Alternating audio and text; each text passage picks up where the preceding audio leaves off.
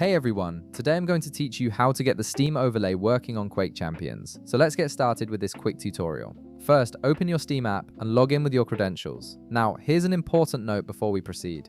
Make sure to close Quake Champions completely before enabling this feature. Having the game running can prevent the overlay from working properly, so it's crucial to shut it down first. Once you're logged in and the game is closed, direct your attention to the upper left corner of the Steam window. Click on Steam and then select Settings from the drop-down menu. This will open the main settings panel where you can adjust various Steam features and configurations. In the settings window, look at the left panel and click on In-Game. This section contains all the overlay-related options and controls that determine how the Steam overlay behaves during gameplay. It's where you'll be making the key changes to get your overlay functioning correctly. Now, look for Enable the Steam overlay while in-game and toggle it on. This is the master switch that activates the overlay feature across all your games. Enabling this ensures that Steam can display its interface on top of your games whenever you need it. Next, scroll down and look for overlay shortcut keys.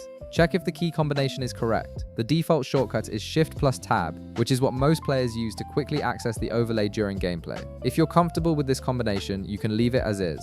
However, if you prefer a different shortcut, click on Shift plus Tab and set your custom key combination.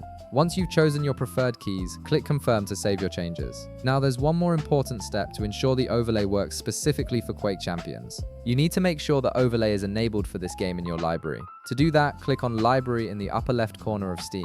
This will show you all your installed games and applications. In the upper left area of the library, right-click on Quake Champions and select Properties from the menu that appears. This opens the game-specific settings where you can customize how Steam interacts with this particular title. Look for Enable the Steam overlay while in-game and make sure it's turned on.